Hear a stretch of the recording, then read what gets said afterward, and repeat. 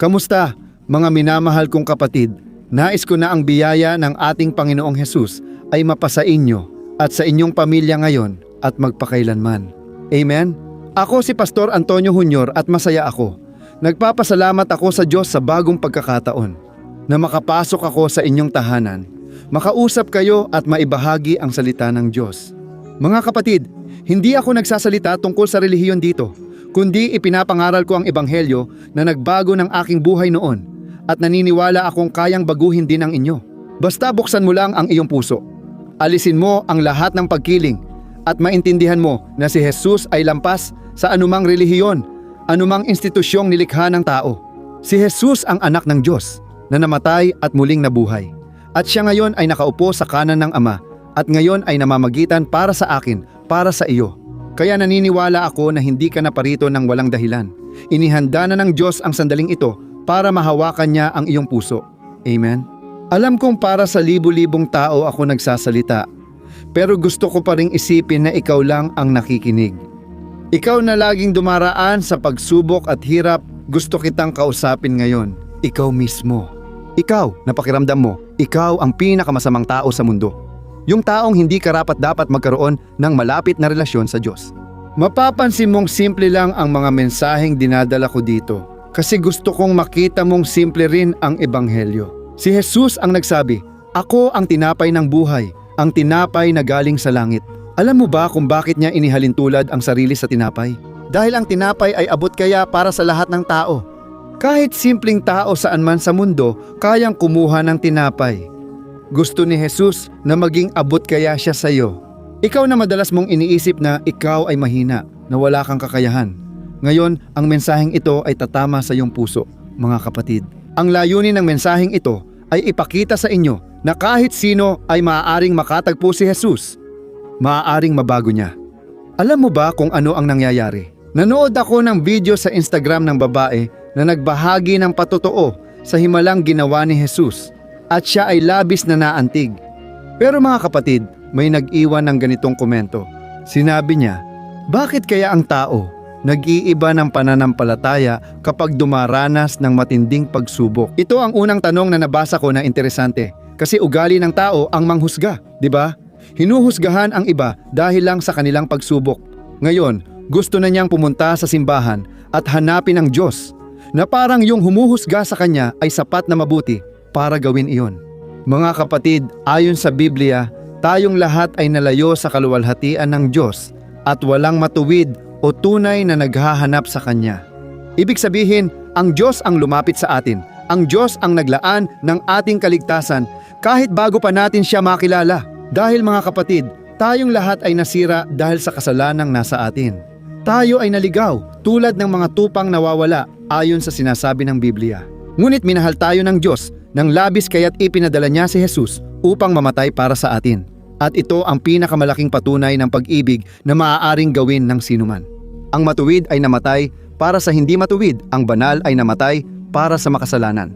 Mga kapatid, walang hihigit sa kwento ng pag-ibig ng Diyos para sa atin. Amen? At gusto kong magkomento tungkol sa isa pang komento na nakita ko sa video na ito, kung saan sinabi ng isang tao, "Totoo, lahat ng Kristiyano, lahat ng Ebangheliko, Katoliko, palaging dating ganito o ganyan."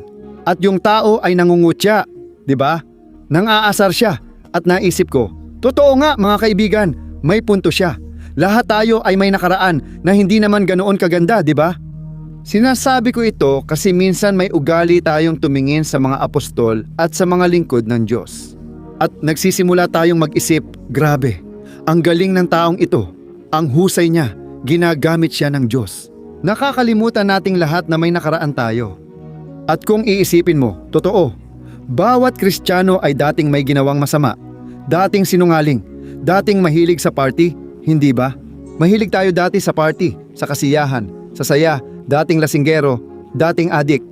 Kaya mga kapatid, lahat tayo ay may maduming nakaraan. Nakaraan na kinahihiya natin. Dahil napakalaki ng tagumpay na ibinigay ni Jesus para sa atin. At ngayon, ayaw na talaga nating balikan ang buhay na meron tayo noon. At ito, kung talagang nagbago na tayo, hindi ba? At ang pagbabago mga kapatid, hindi yan paglipat lang ng relihiyon. Ang ibig sabihin ng magbago ay ano? ikaw ay naglalakad sa isang direksyon, tapos bigla kang liliko, babalik ka, at ngayon tatahakin mo na ang daan ng Diyos. Dati, papunta ka na sa bangin, sa impyerno, pero ngayon, papunta ka na sa liwanag. Amen? Luwalhati sa Diyos mga kapatid. Ngayon, gusto ko lang magbasa ng isang talata para hindi masayang ang oras ninyo. Bago yan, pakisubscribe muna sa pamamagitan ng pag-click sa mag-subscribe. Sa tabi, may lalabas na kampanilya, mahalaga na pindutin mo ang kampanilya at piliin ang opsyong lahat. Ayos ba? Tutulungan kita sa paglalakbay mo kasama ang Diyos sa umagang panalangin, hapon na video uploads at gabing panalangin. Kaya samahan mo ako. Papuri sa Diyos mga kapatid. Babasa ako ng talata, tapos magdarasal tayo. Nais ko na pagpalain ka ng Diyos, bigyan ng bagong lakas, at patatagin sa pangalan ni Jesus. Ang talata mga kapatid ay nasa Isaias 43:1. Tingnan ninyo ang nakasulat. Ganito ang sabi ng Panginoon, siya na lumikha sa iyo o Jacob, siya na humubog sa iyo o Israel. Huwag kang matakot, sapagkat tinubos kita, tinawag kita sa iyong pangalan. Iyo ka sa akin. Amen? Tingnan ninyo kung gaano ito kamangha-mangha mga kapatid. Baka hindi ninyo alam, pero ang konteksto kung saan sinabi ito ng Diyos, noong sinabi niya ito, ay malalim. Alam ninyo ba kung bakit? Katatapos lang sabihin ng Diyos, O Israel, tinubos kita, tinawag kita sa pangalan mo. Iyo ka sa akin. Pero mga kapatid, ang pinakakapansin-pansin dito ay noong panahong iyon, ang Israel ay lubos na suwail, lubos na lumihis sa mga daan ng Panginoon. Kahit ganoon, sinabi pa rin ng Diyos sa kanyang bayan, iyo ka sa akin, tinawag kita sa pangalan, hindi kita bibitawan. Mga kapatid, tingnan ninyo ang awa ng Panginoon. Tingnan ninyo ang kanyang biyaya para sa bansang Israel. At sa parehong paraan, naaawa rin ang Diyos sa iyo. Amen? Ayon sa awit 103, naaawa ang Panginoon sa atin, gaya ng isang ama sa kanyang anak. Dahil alam ng Diyos na tayo ay alabok lamang, wala tayong halaga kung wala ang Diyos. Amen? Kaya kinausap ng Diyos ang kanyang bayan. Eksakto sa panahon na ang Israel ay suwail, nakatuon sa pagsamba sa mga Diyos-Diyosan. Dahil ang bayan ng Israel ay sumasamba sa mga Diyos ng ibang mga bansa. At ang Israel ay talagang nagkakasala ng labis. Alam mo, kapag nawala na sa iyo ang takot, wala nang pumipigil sa iyo. Ganoon ang Israel noon. Iniisip na hindi na nila kailangang managot sa Diyos. Kaya ang kasalanan at kahalayan ay lumaganap na sa lahat. Pero doon ipinakita ng Diyos ang kanyang awa sa bayang ito sa pamamagitan ng propetang Isaias. Mga kapatid, madalas napakalamig at mahina na natin sa espiritual, kaya naiisip natin ito. Ang natitira na lang sa akin ay bayaran ang mga pagkakamali ko. Hindi ako pakikinggan o patatawarin ng Diyos. Mga kapatid, napansin ko sa aking paglalakbay bilang Kristiyano na habang dumarami ang aking pagkakamali, mas lalo namang sumasagana ang awa at biyaya ng Diyos sa akin. Baka iniisip mo rin, pastor, madali lang pala. Pwede kang magkasala kahit kailan, tapos mas lalo pang dadami ang biyaya ng Diyos sa iyo. Pero, mga kapatid, ginagawa ito ng Diyos sa mga alam niyang kayang magsisi at ayaw mamuhay sa ganoong paraan. Kapag may ganyang hangarin ka sa puso mo na lumakad kasama ang Diyos, kahit may pagkukulang, nakikita at kilala niya ang intensyon at kalooban mo. At alam ng Diyos na ang kailangan mo talaga ay motibasyon. Hindi mo kailangan ng pagkondena. Kailangan mo ng malasakit. Kailangan mo ng pag-ibig ng Diyos. Amen? Sinasabi ng Biblia na ang kabutihan ng Panginoon ang siyang umaakay sa atin sa pagsisisi. Alam ng Diyos mga kapatid na noong oras na yon, bagsak na tayo at nasa pinakamahirap na kalagayan. Hindi na natin kailangan ng iba pang magpalala nito. Halimbawa, naranasan ito ni Job na talagang nasa ilalim ng balon. Kinakamot niya ang mga sugat sa kanyang balat gamit ang piraso ng bubong. Ganoon kalaki ang kanyang paghihirap, may sakit siya sa buong katawan. Nawala na niya ang kanyang mga ari-arian, pati ang kanyang 10 anak. At para lalo pang palalain ang sitwasyon, mga kapatid, 3 niyang kaibigan ang lumapit sa kanya at nagsimulang magsabi, Job, kaya mo nararanasan lahat ng ito ay dahil nagkakasala ka, may tinatago kang kasalanan, may ginagawa kang mali, kaya ka pinarurusahan ng Diyos. Mga kapatid, hindi kailangang marinig ni Job ang mga ganoong salita. Alam mo, madalas pa, naririnig natin ito sa simbahan, sa mga malalapit sa atin, pati sa sariling tahanan. Sa mga ganitong oras, mga kapatid, dapat nating ituon kay Jesus at unawain ang kanyang sakripisyo sa krus para sa ating mga kasalanan. Alam na niya na tayo ay madarapa. Alam na niya na tayo ay manghihina. At ngayon, ang paanyaya niya sa atin ay, iwanan mo na ang buhay ng kasalanan. Lumayo ka dyan sa lalong madaling panahon para sa sarili mong kabutihan. Amen? Alam ko na marami sa inyo ay kinakausap ng Diyos na parang may isang paa sa mundo at isa sa simbahan. Nasa gilid lang kayo ng bangin, di ba? Ganoon, na parang malapit ng mahulog. Pero sa parehong panahon, gusto mo pa ring ipagpatuloy ang buhay mo sa kasalanan. Kaya mga kapatid, magsisi tayo. Huwag tayong magbiro. Huwag nating subukan ang Diyos. Pero sa parehong panahon, kailangan kong sabihin sa iyo, alam ng Diyos ang puso mo. Alam ng Diyos kung totoo ang hangarin mong mapalapit sa Kanya. At kung talagang totoo ito, siguradong nasa iyo ang awa ng Diyos. Amen? Bibigyan ka niya ng lakas hanggang sa kaya mo nang manatiling nakatayo, matatag. Kaya mga kapatid, hindi natin dapat husgahan ang ibang tao ng mapagkunwari. Parang mas magaling tayo kaysa sa kanila. Hindi ganun. May mga pagkukulang ang mga tao at madalas, ang mga pagkukulang na yon ay may kinalaman sa mga bagay sa nakaraan. Mga sugat ng kaluluwa, di pagpapatawad. Kadalasan, inuulit ng tao ang mga siklo ng pamilya. Kung babaero ang tatay, madalas ganoon din ang anak na lalaki. Kung lasenggo ang tatay, kadalasang nagkakabisa rin ang anak. Kailangan nating putulin ang siklo na ito. Amen?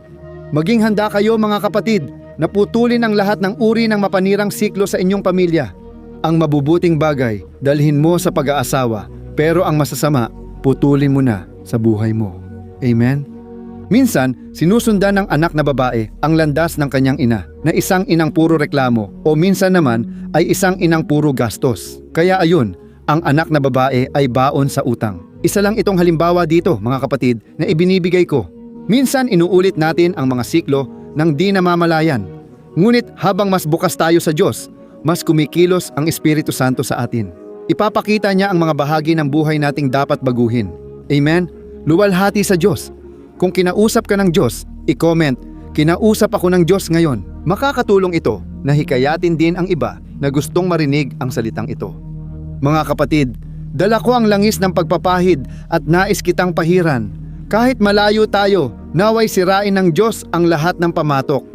Sabi sa Biblia, sa mismong aklat ni Isaias, na ang pagpapahid ay sumisira ng pamatok. Ibig sabihin, lahat ng bigat at pang-aapi na nagdudulot ng kalituhan, takot at pagkabalisa. Gusto ng Diyos na alisin yan sa iyo.